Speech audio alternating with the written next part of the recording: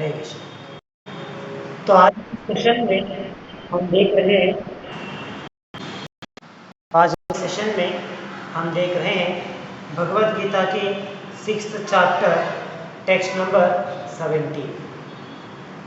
तो आज के श्लोक में भगवान समझाते हैं एक योगी जो हठ योग या ध्यान योग किसी भी योग के माध्यम से आत्म साक्षात्कार करने का प्रयास कर रहे हैं तो उनके लिए किस प्रकार से अपने शारीरिक डिमांड्स, शारीरिक आवश्यकताओं को नियंत्रण करना पड़ता है, रेगुलेट करना पड़ता है, इसके बारे में आज के श्लोक में भगवान हमें समझाते हैं।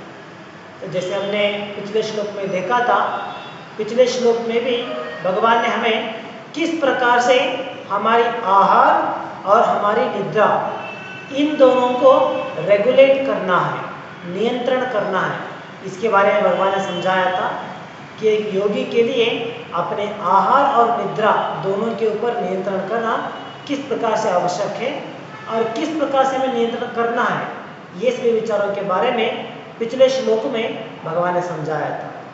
तो आज के श्लोक में इसी विषय को और एलाबरेट करते हुए यहाँ पे हमारे शरीर के आवश्यकताओं को, जो 4 प्रकार की आवश्यकता हम कह सकते हैं, तो उन्हें किस प्रकार से नियंत्रण करना है, ये विचार आज के श्लोक में भगवान हमें समझाते हैं।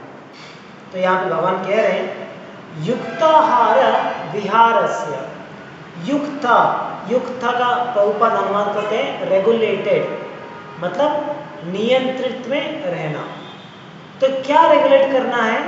युक्त आहार।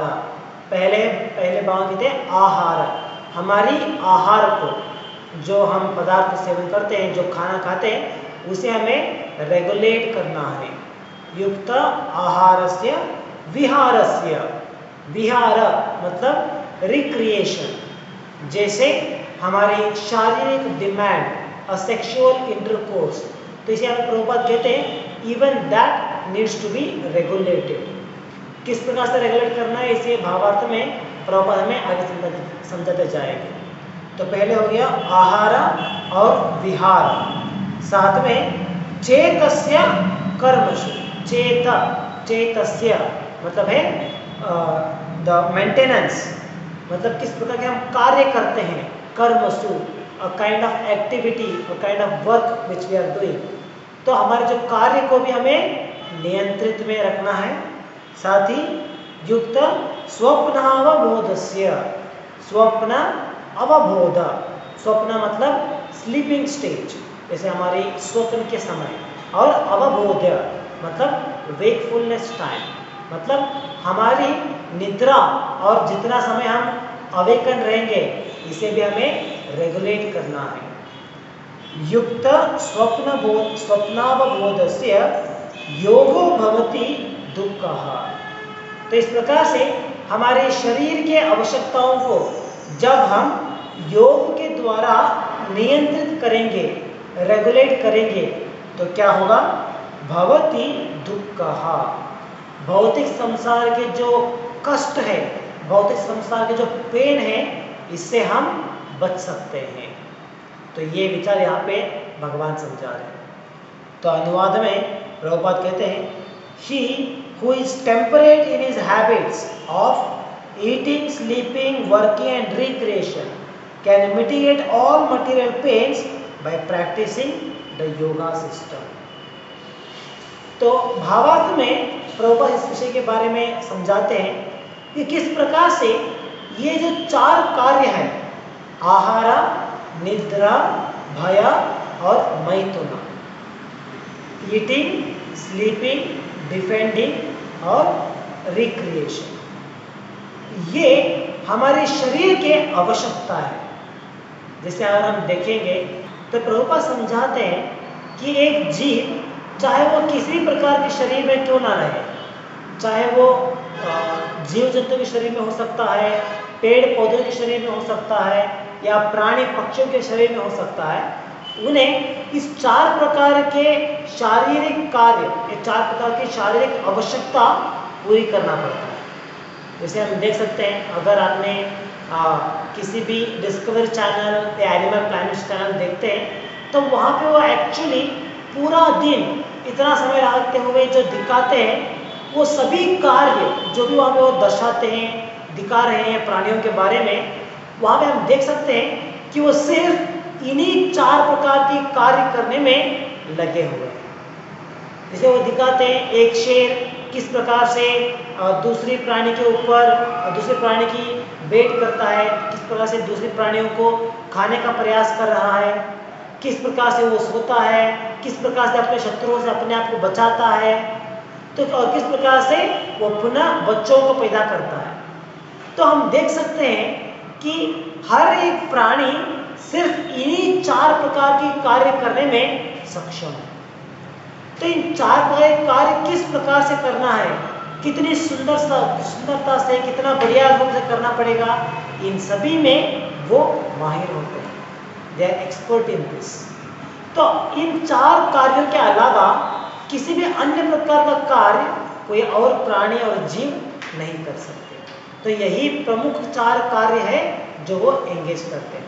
तो जब इसलिए जब भी हम इन एनिमल प्लैनेट्स में देखते हैं तो वहाँ पे यही कार्य दिखाया जाता है। इन 4 कार्य के अलावा और किसी प्रकार का कार्य दिखाते ही नहीं है, क्योंकि सभी प्राणी इस शारीरिक आवश्यकताओं को पूरी करने का ही प्रयास करते हैं। तो इन 4 कार्यों को पूरी करने के लिए जो भी आवश्यकता है वो उसके कार्य करते रहते हैं।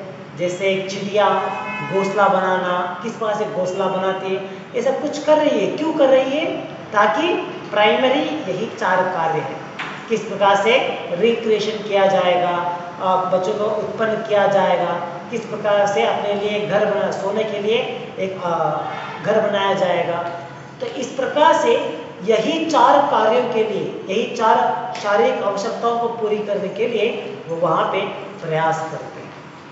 तो प्रभुपाद समझाते हैं कि अगर जब हमें मनुष्य की शरीर प्राप्ति होती है तो मनुष्य का शरीर प्राप्त होने के बाद अगर हम फिर भी अपने आप को सिर्फ इन्हीं 4 कार्यों में एंगेज करेंगे तो एक मनुष्य को और अन्य प्राणी वर्ग के कुछ भी अंतर नहीं रहेगा। जैसे अगर एक व्यक्ति मनुष्य शरीर प्राप्त होने के बावजूद वो अपना समय, अपनी पूरा शक्ति और अपना पूरा दिमाग सिर्फ इन्हीं 4 कार्य करने के लिए लगा रहा है तो उन्हें कहा जाता है it is a polished animal life. वो एक प्रकार का प्राणी का एक जीवन है, लेकिन थोड़ा पॉलिश्ड है, थोड़ा सुधारा हुआ है उसमें। तो इस प्रकार से प्रभुपाद कहते थे we should not live polished animal life. हमें इस मनुष्य शरीर की उत्पन्न हुआ है, मनुष्य शरीर का उपलब्धि हुआ है ताकि हम इस जन्म मृत्यु के चक्र से अपने आप को मुक्त कर सकें। और अगर हम भी सिर्फ इन्हीं 4 कार्यों में जो सभी प्राणी कर रहे हैं, सभी पक्षी कर रहे हैं, वही कार्य करने में लग जाते हैं, then there is no difference between a living human being and other creatures। मनुष्य और बाकी प्राणियों में कुछ भी अंतर नहीं होता। तो यही यहाँ पे प्रभुपाद समझाते हैं। तो कोई सोचता रहेगा कि अरे ऐसे कैसे हो सकता है। जैसे अगर हम देखेंगे तो मनुष्य ने अपनी दिमाग का इस्तेमाल करते हुए, जो उनके पास शक्ति है उसके इस्तेमाल करते हुए इतने सारे एडवांस उन्होंने किया है। जैसे हम देख सकते हैं हमारे पास मिलिट्री है, उनके पास इतने बढ़िया वेपन्स है, तो इतने अलग अलग प्रकार के शस्त्र का उपयोग किया जाता है। ये सब कुछ हमारी बुद्धि का ही तो उपयोग है। तो कैसे हम कह सकते हैं कि हम हमारी बुद्धि का इस्तेमाल इस कार्य के लिए करेंगे तो हम प्राणियों के बराबर होते हैं। इसके लिए प्रभुपाद कहते हैं हमने हमारी बुद्धि का इस्तेमाल तो वहाँ पे किया है, हमारी बुद्धि का इस्तेमाल करते हुए हम वहाँ पे बड़े बड़े शस्त्र का उत्पन्न कर रहे हैं, लेकिन अल्टीमेटली वो किसके लिए यूज किया जाएगा? फॉर डिफेंडिंग, अपने आप को आत्मरक्षा करने के लिए, अपनी रक्षा करने के लिए ही उसका इस्तेमाल किया जाता है। एक शेर अपने आप को रक्षा करने के लिए अपने पंजों का इस्तेमाल करती है।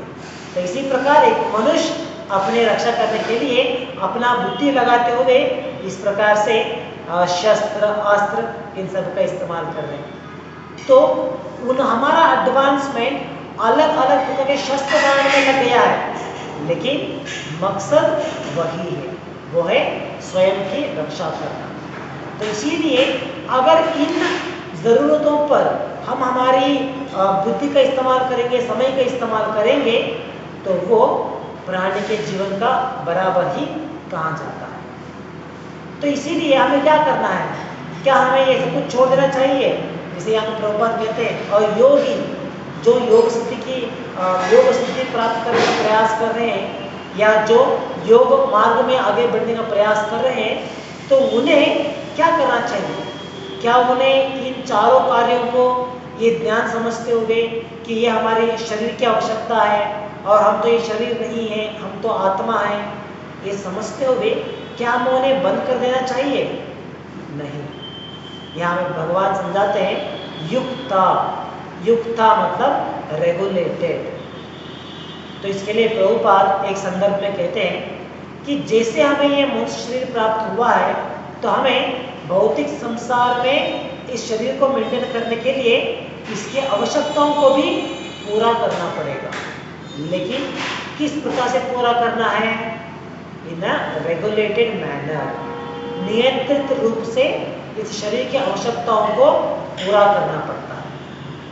तो शरीर की आवश्यकताओं को पूरा करने के समय हमें ये ज्ञात रहना पड़ता है कि मनुष्य जीवन का उपलब्धि इसीलिए नहीं हुआ है कि हम अलग अलग प्रकार से शरीर की आवश्यकताओं को पूरा करते हुए उसी में आनंद लेते हुए वहीं पे हम हमारे समय को व्यर्थ कर दें। नहीं, बल्कि हमें मनुष्य शरीर का क्या उद्देश्य है, किस उद्देश्य के लिए हमें शरीर मिला है, उस उद्देश्य को समझते हुए उस मार्ग में आगे जाने का प्रयास करना है। और उसी समय जैसे शरीर के लिए कुछ रिक्वायरमेंट्स है, तो उसे भी नियंत्रित रूप से प्रोवाइड करने का प्रयास करना है। तो जब हम कहते हैं कि हमें नियंत्रित रूप से इसका मेंटेनेंस करना है, तो क्या है इसका मतलब? इसे भावार्थ के प्रारंभ में प्रभुपाद समझाते हैं एक्स्ट्रावेगेंट। हम देख सकते हैं प्रभुपाद कहते हैं extravagance in the matter of eating, sleeping, defending and mating which are demands the body can block advancement in the practice of yoga. The extravagancy in the matter of these four activities. इन चार कार्य के प्रति extravagance मतलब क्या है? आवश्यकता से ज्यादा इंडिविजुअल डालना।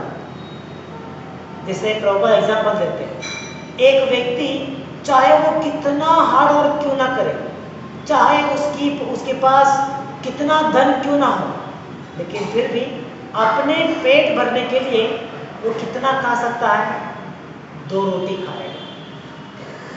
प्रभुपाद समझाते हैं एक व्यक्ति चाहे वो हर दिन करोड़ों रुपए कमाता रहेगा, लेकिन वो ये नहीं कह सकता कि अरे मैं तो हर दिन करोड़ रुपए कमा रहा हूँ, चलो मैं 1 लाख रुपए का खाना खाऊंगा आज। पॉसिबल नहीं। चाहे वो कितना ही क्यों ना कमाए, वो कितना खा सकता है at the end of the day? वही 2 चपाती। तो प्रभुपाद समझाते हैं वही 2 चपाती खाने के लिए हमें एक्स्ट्रा एफर्ट क्यों करना चाहिए? जैसे हम लोग देखते हैं हमारे पेट भरने के लिए 2 चपाती 3 चपाती काफ़ी होता है, लेकिन फिर भी लोग जब उनके पास धन होती है, जब उनके पास पैसा होता है, तो लोग क्या करते हैं? अपनी इस खाने के आदत को एक्स्ट्रावेगेंट बनाते हैं, उसे एक्स्ट्रा एंडिवर बनाते हैं। जैसे बड़े हाई फाई होटल में जाते हुए, अपनी स्टैंडर्ड को मेंटेन करते हुए, वहाँ पे एक्स्ट्रावेगेंट लग्जूरियसली खाने के ऊपर खर्च करना। जैसे खाते तो थोड़ा 1 या स्पून 2 स्पून खाएंगे, लेकिन फिर भी इतने सारे पकवान बनाना है। हम लोग को कहीं पे देख सकते हैं किसी फिल्म में, कुछ सीरियल्स में दिखाया जाता है जहाँ पे बहुत अमीर लोग होते हैं, तो उनके टेबल में टेबल पूरा खानों से भरा हुआ होता है। वो लोग खाते हैं सारा आइटम 1-1 स्पून 2-2 स्पून खाते हैं, लेकिन फिर भी पूरा आइटम भरा होना चाहिए। तो टीवी सीरियल्स को ज़्यादा एक्स्ट्रा ही दिखाते हैं, लेकिन व्यक्तियों के जीवन में हम देख सकते हैं कुछ लोग अपनी इस खाने के आदत को इस प्रकार से एक्स्ट्रा इंडिवर डालते हैं वहाँ पे। तो इस प्रकार से हमें समझना है कि हमें इस चारों कार्य हमारे शरीर की आवश्यकताओं को पूरा तो करना है, लेकिन उसके लिए ज़्यादा एंडीवर डालना आवश्यकता नहीं। जो पेट 3 चपाती 2 चपाती से भर जाता है, उसके लिए 1,000 रुपये 2,000 रुपये दे के होटल में जाके वहाँ पे लग्जरियस खाना खाना आवश्यकता नहीं। तो इसे कहते हैं एक्स्ट्रावेगेंट। आजकल तो लोगों को ये हैबिट बन गया है। जैसे हम देखते हैं वीकेंड आता है तो एवरी वीकेंड आते ही लोगों को चाहत होती है कि किसी बड़े फाइन डाइनिंग के लिए जाना है, किसी फाइन रेस्टोरेंट में फाइन डाइनिंग करना है, इस बात की इच्छा प्रकट होता है। तो लोग क्या करते हैं, जाते हैं तो 2,000 3,000 वहाँ पे खर्चा करते हैं। कितना खाते हैं? जितना उनकी क्षमता है उतना ही खा सकते हैं ना, उससे ज़्यादा तो नहीं खा सकते। अगर वही प्रयास अपने घर में करते हो, अपने घर में करे रहते तो 200-300 रुपये में अपना पेट भर जाता था। लेकिन नहीं, हमारे पास धन है और हमें इस प्रकार की लग्जूरियस लाइफ लीड करने में आसक्ति है। तो इसीलिए उनकी विचार या उनके हैबिट इस प्रकार से बदल जाते हैं। तो इसे कहते हैं extravagancy in the matter of eating. तो इसी प्रकार से बाकी सभी कार्य जैसे स्लीपिंग, तो प्रभुपाद समझाते हैं कि आजकल लोगों को तो जैसे मान लीजिए एक स्टैंडर्ड बन जाता है, हाँ सोना है तो हम क्या चाहिए, सभी प्रकार के फैसिलिटीज चाहिए। हाँ, एक तकिया होना चाहिए जो इतना मुलायम हो, मुलायम से तकिया, उसके साथ एसी चाहिए, एसी के साथ फैन चाहिए रहता है, नहीं तो नाइट व्यू आजकल तो वो भी आ जाता है मार्केट में, रात को सोने के लिए नाइट व्यू दिखाया जाता है। तो इस प्रकार से हम देख सकते हैं अपनी सोने की आदत को भी एक्स्ट्रा एफर्ट डालते हुए उसे आनंद भरित सुख भरित करने का प्रयास किया जाता है। इसी प्रकार हमारी डिफेंडिंग या हमारी मेटिंग, सेक्सुअल रिक्रिएशन, तो इस प्रकार से इन सभी प्रकार के जो 4 कार्य है जो हमारे शरीर की आवश्यकता है, इसे जितना चाहिए उतना रेगुलेट रूप से करना एक योगी के लिए आवश्यक है। अगर वो इन चारों कार्यों को जितना आवश्यकता है उतना ही समय, उतना ही एंडिवर इसके ऊपर डालते हुए, अगर जितना आवश्यकता है उसके अनुसार वो आगे बढ़ेंगे और बाकी का बचा हुआ समय, अपना एनर्जी, अपनी एफर्ट इसे आध्यात्मिक प्रगति के लिए लगाते हैं, तो वो आध्यात्मिक मार्ग में सही प्रकार से प्रोग्रेस कर सकते हैं। जैसे हम देखते हैं मटीरियल पीपल जो भौतिकवादी होते हैं, तो वो अपना पूरा समय, पूरा एंडिवर इसी 4 कार्यों के लिए लगा देते हैं। तो उनके लिए अपने आध्यात्मिक चटुवटिके, अपने आध्यात्मिक कार्यों के लिए उनके पास समय ही नहीं रहता। जैसे हम लोगों को प्रचार करने के लिए जाते हैं तो हम कहते हैं उन्हें कि आप हर दिन थोड़ा जप कीजिए, थोड़ा समय पढ़ने के लिए निकालिए, तो कहते हैं अरे नहीं स्वामी जी, टाइम नहीं है, बहुत कंजस्टेड टाइम है, पूरा दिन इतना टाइट शेड्यूल रहता है, समय नहीं निकाल पाते। तो इस प्रकार से हम हमारी पूरी शक्ति, पूरा समय अपनी शारीरिक रिक्वायरमेंट्स को पूरा करने में लगा देते हैं। तो इसीलिए एक योगी के लिए क्या करना आवश्यकता है कि उन्हें अपने इन 4 कार्यों को, जो शारीरिक रिक्वायरमेंट है, उसे रेगुलेट करना है। जितना आवश्यकता है उतना ही यूज करना है और उसका बचा हुआ समय अपने आध्यात्मिक कार्यों के लिए लगाना पड़ता है। तो भावार्थ के भाग में हम देखते हैं प्रभुपाद समझाते हैं किस प्रकार से एक डिवोटीज, भक्त लोग किस प्रकार से अपने आहार और निद्रा इनके ऊपर नियंत्रण करते हैं। तो पिछले श्लोक को जब हमने देखा, पिछले श्लोक के भावार्थ को जब हम चर्चा कर रहे थे, तो उस समय बहुत सारे विचारों को हमने ऑलरेडी डिस्कस कर लिया है। तो फिर भी यहाँ पे और एक बार प्रभुपाद समझा रहे हैं, so just go through words. तो प्रभुपाद कहते हैं as far as eating is concerned, it can be regulated only when one is practiced to take and accept prasadam, sanctified food. Lord Krishna is offered according to the Bhagavad Gita vegetables, flowers, fruits, grains, milk, etc. In this way, a person with Krishna consciousness becomes automatically trained not to accept food not meant for human consumption or which is not in the category of goodness. तो इस प्रकार से भगवान भगवद गीता में समझाते हैं कि किस प्रकार के वस्तुओं को, किस प्रकार के पदार्थ को हम भगवान को अर्पण कर सकते हैं। तो भगवान कहते हैं, भगवान उस अध्याय में 9th चैप्टर में वहाँ पे कहते हैं, पत्रम पुष्पम फलम तोयम यो मे भक्ता प्रयच्छति। तो हमें भक्त अपनी भक्ति के द्वारा, भक्ति से भगवान को ये 4 प्रकार के पदार्थ अर्पण कर सकते हैं और भगवान उसे स्वीकार करते हैं। पत्रम, पुष्पम, फलम और तोयम। जैसे प्रभुपाद यहाँ पे समझा रहे हैं, vegetables, flowers, fruits, grain and milk. तो इस प्रकार से हम भगवान को अर्पित कर सकते हैं और उसे स्वीकार कर सकते हैं। तो एक भक्त के लिए अपने खाने के ऊपर पाबंदी या अपने खाने के ऊपर वो कैसे रेगुलेशन लगा सकते हैं, जैसे हमने डिस्कस किया था कल कि जो भी पदार्थ भगवान को ऑफर किया जाएगा सिर्फ वो पदार्थ में स्वीकार करूँगा। भगवान को ऑफर करे बिना किसी पदार्थ को मैं स्वीकार नहीं करूँगा। ये रेगुलेशन डिवोटीज प्रैक्टिस करते हैं और ये एक योगी के लिए आवश्यकता है। तो एक बार ऐसा हुआ था, जैसे एक नए स्टूडेंट, उन्होंने मंदिर ज्वाइन हो गए थे, कृष्ण भावनामृत में फुल टाइम मिशनरी के रूप में उन्होंने ज्वाइन किया था। तो जनरली उनका ज्वाइनिंग होने के बाद थोड़ा समय बीतने के बाद उनके घर वाले उनसे मिलने के लिए वहाँ पे आए थे।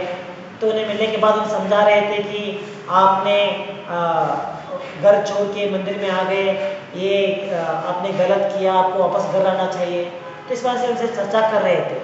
तो इसके बाद में उनके पेरेंट्स और उनके जो भाई थे वो सभी लोग आके हमसे मिले और हमसे मिलने के बाद उन्होंने इसके बारे में चर्चा करते हुए कि हमारा लड़का इस प्रकार से मिशनरी बन गया है, फुल टाइम मिशनरी होकर ज्वाइन हो गया है, तो उनका आदत कैसे रहेगा, उनका हर दिन क्या करेंगे, क्या कार्य करते हैं, इसके बारे में वो चर्चा कर रहे थे।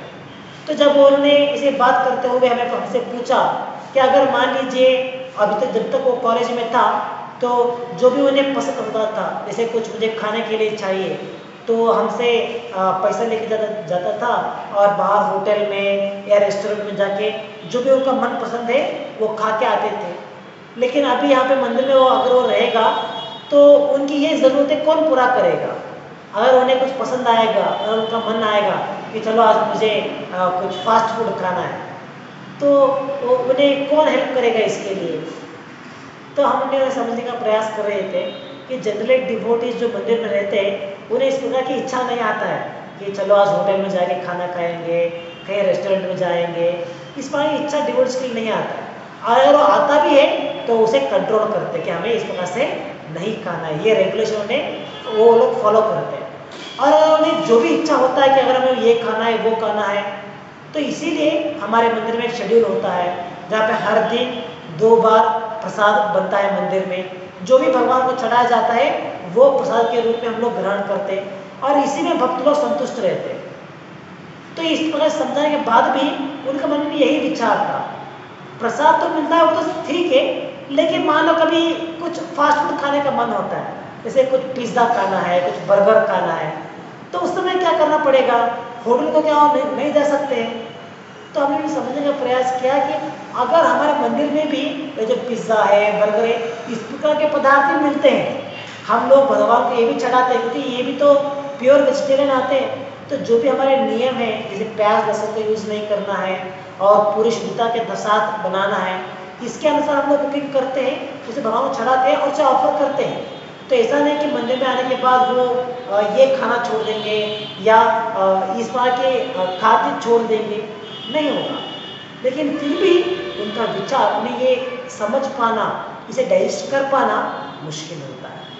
वो लोग सोचते हैं कि अरे कभी तो पसंद आएगा ना, कभी तो मन लगेगा कि मुझे बाहर खाना खाना है, होटल में जाए खाना है।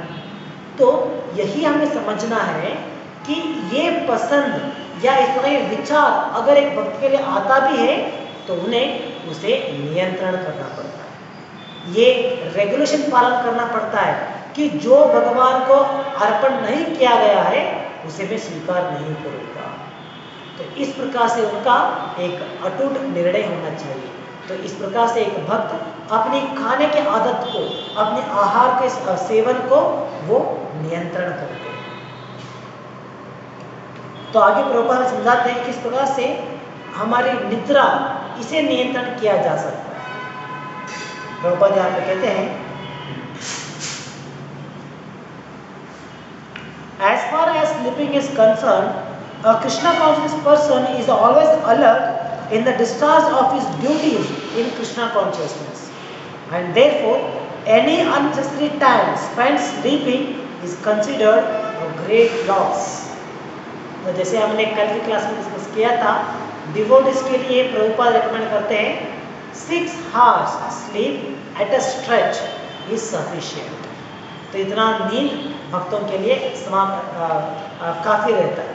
और सिर्फ भक्तों के लिए नहीं, जो भी व्यक्ति है, मनुष्य, तो उनके लिए 6 घंटे का नींद काफ़ी है एक्चुअली। तो हमें डिवोटीज इसी विषय को, इसी रेगुलेशन को पालन करते हैं। और इससे अगर ज़्यादा समय हम निद्रा में लगाते हैं तो वो समय इट्स अ ग्रेट लॉस कहा जाता है। जैसे हम देखते हैं, अगर मान लीजिए कुछ लोग संडे आता है, तो संडे के दिन क्या होता है, जैसे हम स्टूडेंट से किसी से बात करते हैं, स्टूडेंट से डिस्कस करते हैं, तो वो लोग कहते हैं कि संडे का टाइम क्या होता है, Sunday is a resting day. मतलब क्या है, हर दिन अगर आप सवेरे 7 बजे उठते हैं या 8 बजे उठते हैं, तो संडे के दिन देयर इज़ नो रेगुलेशन, कितना भी लेट उठ सकते हैं। जैसे मान लो 10 बजे 11 बजे आराम से उठना है, और उठने के बाद भी कैसे, ऐसा नहीं कि तुरंत रेडी होना है, स्नान करना है, नहीं, आवश्यकता नहीं। थोड़ा कुछ खाना खाएंगे, ब्रेकफास्ट करेंगे, फिर कुछ थोड़ा मूवीज़ देखेंगे, कुछ फिल्म देखेंगे, बाद में दोपहर को फिर से सो जाएंगे। तो संडे मतलब उनका एक शेड्यूल हो जाता है कि जितना हो सकता है उतना ज़्यादा नींद करना, निद्रावस्था में रहना। तो इस प्रकार से उन्हें लगता है कि अगर वो ज़्यादा समय निद्रा में बिताएंगे तो उन्होंने अपना समय का सही इस्तेमाल किया।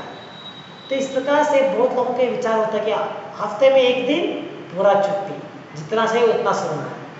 तो ये हमारे भक्तों के लिए, जो एक योगी होते हैं, उनके लिए अगर इस प्रकार से अपना समय निद्रा में व्यर्थ करेंगे तो वो अपना समय का दुरुपयोग निकालेंगे। इसके लिए प्रभुपाद एक इंसिडेंट कहते हैं। जैसे प्रभुपाद कोलकाता में जब प्रभुपाद थे, उस समय के एक इंसिडेंट प्रभुपाद यहाँ पे रिकॉल करते हैं, और वे कहते हैं कि वहाँ पे एक सरकारी नौकर होते थे जो कोलकाता में, सरकारी नौकर। तो उस समय आज के ज़माने में जैसे फैक्स या ईमेल फैसिलिटी नहीं होता था। तो अगर एक दफ्तर से दूसरे दफ्तर को कुछ भी डॉक्यूमेंट्स भेजना है, फाइल्स भेजना है, तो वहाँ पे कर्मचारी होते थे, सरकारी कर्मचारी, तो उस फाइल्स को लेके फिजिकली उन्हें जाना पड़ता था दूसरे ऑफिस को, वहाँ पे जाके उन्हें उन फाइल्स को देना पड़ता था और वहाँ से फाइल वापस लेके आना पड़ता था। तो इस प्रकार से वहाँ पे सरकारी कर्मचारी अपना समय इन फाइल को लेके जाने के लिए, आने के लिए उन्हें यूज़ करना पड़ता था। तो प्रभुपाद कहते हैं, तो जो बहुत सारे जो कर्मचारी होते थे, वो लोग क्या करते थे, एक ऑफिस से फाइल तो लेके आते थे, लेकिन दूसरे ऑफिस जाने से पहले बीच के रास्ते में, जैसे कोई गार्डन आता है, कोई सिटिंग प्लेस है, तो वहाँ पे एक आधा घंटा, एक पौना घंटा आराम से सो के, निद्रा करके, बाद में उठ के वहाँ पे जाते हैं। तो जब वो इस प्रकार से अपना समय, अपनी काम करने का समय जब निद्रा में लगा रहे हैं, तो उन्हें लगता था कि हम तो अपने दिमाग का सही इस्तेमाल कर रहे हैं, अपने समय का सही इस्तेमाल कर रहे हैं। किस प्रकार से, कार्य भी नहीं कर रहे लेकिन फिर भी तनख्वाह ले रहे हैं, सैलरी ले रहे हैं लेकिन उसका कार्य नहीं कर रहे। तो इस प्रकार से हम हमारे समय का उपयोग कर रहे हैं। तो ये उनका विचार होता था। तो प्रभुपाद इस इंसिडेंट को कोट करते हुए हमें समझाते हैं कि हम लोगों को लगता है कि अगर हम ज़्यादा समय नींद में लगाते हैं तो वो हमारे समय की सही उपयोग है, लेकिन एक योगी के लिए या एक भक्त के लिए, जिन्हें आध्यात्मिक मार्ग में आगे बढ़ने का उत्तिष्ठ उनका इच्छा होता है, तो उनके लिए आवश्यकता से ज़्यादा समय निद्रा में लगाएंगे तो वो बड़ा ही लॉस या बड़ा व्यर्थ कहलाता है। तो इसीलिए डिवोटीज के लिए ये 6 घंटे का नींद, ये एक रेगुलेशन उन्हें पालन करना पड़ता है। आगे प्रभुपाद कहते हैं, A Krishna conscious person cannot bear to pass a minute of his life without being engaged in the service of the Lord. Therefore, his sleeping is kept to a minimum. तो इतना समय नींद में लगाना ये तो बहुत दूर हो गया। प्रभुपाद आप समझाते हैं, even a minute should not be wasted without the service of the Lord. एक समय, एक क्षण भी हमें व्यर्थ नहीं करना है भगवान की सेवा करेंगे। तो इस प्रकार से डिवोटीज के लिए ये एक तपस्या होती है, एक प्रकार की निर्णय होता है जहाँ पे हमें हमारे समय को सही इस्तेमाल करते हुए सिर्फ भगवान की सेवा के लिए या भगवान के प्रचार के लिए, भगवान का नाम संकीर्तन करने के लिए इस प्रकार से अपना समय का इस्तेमाल करना चाहिए। तो ये एक प्रकार का ऑस्टेरिटी हम कह सकते हैं। जनरली हम देखते हैं लोग जब भी थोड़ा समय मिल जाता है तो क्या करते हैं, इमीडिएटली अपना मोबाइल निकालते हैं, सोशल मीडिया में घुस जाते हैं। तो थोड़ा समय मिलता है तो वो समय वहाँ पे लगा देते हैं। तो इसी प्रकार से एक भक्त, वो थोड़ा भी समय मिलता है तो क्या करते हैं, उस थोड़े समय को भगवान की सेवा के लिए लगाते हैं। उसी थोड़ा समय में चलो एक माला जप हो जाएगा, या नहीं तो मैं एक श्लोक पढ़ सकता हूँ, या एक वाक्य पढ़ सकता हूँ, या नहीं तो किसी भगवान के बारे में प्रचार करने का प्रयास कर सकता हूँ। तो इस प्रकार से हर एक क्षण को भगवान की सेवा के लिए विनियोग करना चाहिए। तो ये एक भक्त का ऑस्टेरिटी, एक भक्त के लिए ऑस्टेरिटी हो सकता है। तो प्रभुपाद आगे यहाँ पे उदाहरण दे रहे हैं रूप गोस्वामी के बारे में। इसलिए रूप गोस्वामी हमारे षट गोस्वामी, हमारे 6 गोस्वामी के मेन हेड कहते हैं। तो वो किस प्रकार से अपने समय, इतना उन्होंने अपना पूरा समय भगवान की सेवा के लिए लगाते थे कि हार्डली सिर्फ 2 घंटा उतना ही वो अपना निद्रा के लिए, नींद के लिए विनियोग करते थे। और बहुत बार उससे कम समय भी वो अपनी निद्रा के लिए विनियोग करते थे। तो बाकी बचा हुआ 22 आवर्स जो है वो पूरा भगवान की कृतियों की रचना करने के लिए या भगवान का नाम संकीर्तन करने के लिए इस्तेमाल करते थे। इसी प्रकार हरिदास ठाकुर का एग्जाम्पल भी यहाँ पे प्रभुपाद कोट करते हैं कि हरिदास ठाकुर, उन्होंने ये निर्णय लिया था कि जब तक वो अपना चांटिंग पूरा नहीं कर लेते, वो आहार तक, प्रसाद तक सेवन नहीं करते थे, निद्रा तक नहीं करते थे। तो हरिदास ठाकुर इस प्रकार से हर दिन कितना माला जप करते थे, 3 लाख नाम जप करते थे। तो 3 लाख नाम जप करना मतलब hardly it is nearly 192 rounds chanting करना होता है। जैसे हम लोग 16 माला जप करते हैं हर दिन प्रभुपाद के नियम के अनुसार, तो इस प्रकार से हरिदास ठाकुर हर दिन कम से कम 190 राउंड्स चांटिंग करते थे, 195 राउंड्स चांटिंग करते थे। और जब तक उनका चांटिंग पूरा नहीं होता था, वो प्रसाद को भी सेवन नहीं करते थे। तो समय के अनुसार हम लगा के देखते हैं तो 20 से 21 हाथ उनका समय चांटिंग के लिए लग जाता था। जैसे हम लोगों को 16 माला जप करने के लिए 2 घंटा लगता है, तो इसी प्रकार हरिदास ठाकुर के लिए इतना समय, हमारे कैलकुलेशन के अनुसार इतना समय जप करने के लिए लग जाता था। उसके बाद ही वो अपना समय निकाल के उसके बाद प्रसाद ग्रहण करना, थोड़ा रेस्ट करना, ये इस प्रकार के अपने शरीर की आवश्यकताओं को पूरी करने का प्रयास करते हैं। तो हमारे वैष्णव संप्रदाय में हम इस प्रकार के एग्जाम्पल देख सकते हैं, ये बड़े बड़े आचार्य किस प्रकार से उन्होंने अपनी शरीर की आवश्यकताओं को मिनिमम, बेर मिनिमम रखते हुए पूरा समय आध्यात्मिक कार्यों के लिए उन्होंने विनियोग किया। इसी प्रकार हमने कल की क्लास में प्रभुपाद के बारे में चर्चा किया था। प्रभुपाद किस प्रकार से अपना समय वो बचाते हुए इन किताबों को लिखने के लिए, भागवत को लिखने के लिए प्रभुपाद समय बिताते थे।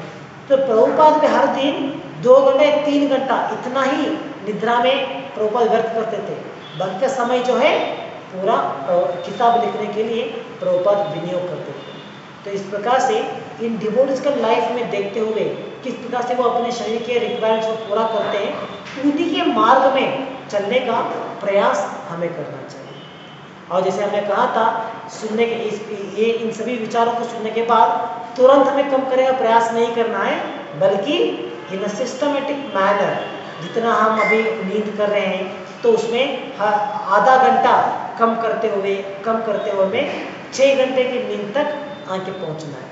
और इसी प्रकार हमारे आहार भी, तो जितना हम खा रहे हैं उससे थोड़ा थोड़ा कम करते हुए हमें बेयर नेसेसिटी, जितना आवश्यकता है उतना खाने का प्रयास करना। तो ये नियम एक भक्तों के लिए, एक योगी के लिए जरूरी माना जाता है। तो आगे प्रभुपाद कहते हैं, as far as work is concerned, a Krishna conscious person does not do anything which is not connected with Krishna's interest, and thus his work is always regulated and is untainted by sense gratification. तो जब एक कार्य करना, जैसे यहाँ पे भगवान कहते हैं युक्त चेतस्य कर्म से, तो जो भी हम कार्य करते हैं, एक भक्त किस तरह से कार्य करते हैं, सिर्फ भगवान की संतुष्टि के लिए कार्य किया जाता है। तो इस प्रकार से इसीलिए एक भक्त को अपने कार्य को भी रेगुलेट किया जा सकता है। तो जब हम देखते हैं कि अगर जो भक्त लोग बाहर रहते हुए कुछ काम करना चाहते हैं, कुछ काम करते हुए भक्ति कर रहे हैं, तो उनके लिए कैसे करना पड़ेगा? अगर उन्हें अपना काम को रेगुलेट करना है तो क्या करना पड़ेगा? तो इसके लिए हम समझाते हैं कि जैसे जितना समय उन्हें अपने कार्य के लिए देना है, उतना फिक्स नंबर ऑफ हार्स उसमें लगा के, उतना घंटा होने के बाद बाकी का समय जो है उसे अपने आध्यात्मिक कार्य के लिए उन्हें लगाना पड़ता है। इसे मान लीजिए, अगर एक व्यक्ति के लिए 8 घंटे का काम करना नियमित रूप से दिया गया है, तो हमें उस 8 घंटे का काम मन लगाए करना है, और बाकी का जो एक्स्ट्रा एंडीवर है कार्य में नहीं लगाना है, बल्कि आध्यात्मिक कार्य में। आजकल जैसे हम देखते हैं कुछ लोग एक्स्ट्रा हार्ड वर्क करना, ओवर ड्यूटी करना, क्यों? तो अगर हम एक्स्ट्रा एंडीवर करेंगे तो एक्स्ट्रा इनकम आएगा, पहले एक जॉब करेंगे उसके बाद दूसरी जॉब करेंगे ताकि इनकम ज़्यादा होगा। तो इस प्रकार से हमें हमारे भौतिक कार्यों को रेगुलेट करने का प्रयास करना है। जितना आवश्यक है उतना समय अपने कार्य के लिए लगाना है, ये ध्यान रखते हुए कि इस शरीर को मेंटेन करने के लिए हमें धन की आवश्यकता है, और जितना कम से कम कार्य में समय लगा सकता हूँ उतना समय मैं लगाऊंगा। तो इस प्रकार से हमें रेगुलेट करना है हमारी कार्य को। तो आगे प्रभुपाद कहते हैं, since there is no question of sense gratification, there is no material leisure for a person in Krishna consciousness, and because he is regulated in all his work, speech, sleep, wakefulness and all other bodily activities, there is no material misery for him. तो किस प्रकार से एक भक्त अपने आहारा, निद्रा, भया, मैथुना, इन सभी शारीरिक रिक्वायरमेंट्स को उन्होंने कंट्रोल किया है, नियमित रूप से रेगुलेट किया है, तो उन्हें भौतिक क्लेश उससे प्रभावित होना या उनके ऊपर प्रभाव करना वो कम हो जाएगा। तो जितना समय हम हमारी इस भौतिक कार्य के लगाते हैं, ज़्यादा समय, तो हमारी भौतिक क्लेश भी उतना ही बढ़ जाता है। तो इसीलिए हमें इन भौतिक रिक्वायरमेंट, हमारे भौतिक शरीर की इस रिक्वायरमेंट को जितना चाहिए उतना ही फुलफिल करना है। तो इसे कहते हैं रेगुलेटेड वे ऑफ हैंडलिंग। तो इस प्रकार से एक भक्त के लिए, एक योगी के लिए अपने चारों कार्यों को, जो हमारे शरीर के रिक्वायरमेंट से, इसे in regulation manner, in regulated manner इसे नियंत्रित करना है। तो ये विचार आज के श्लोक में भगवान हमें समझाते हैं। तो यहाँ पर समाप्त करेंगे आज के लिए। ग्रंथ श्रीमद् भगवद गीता की जय। जगत गुरु श्रील प्रभुपाद की। हरे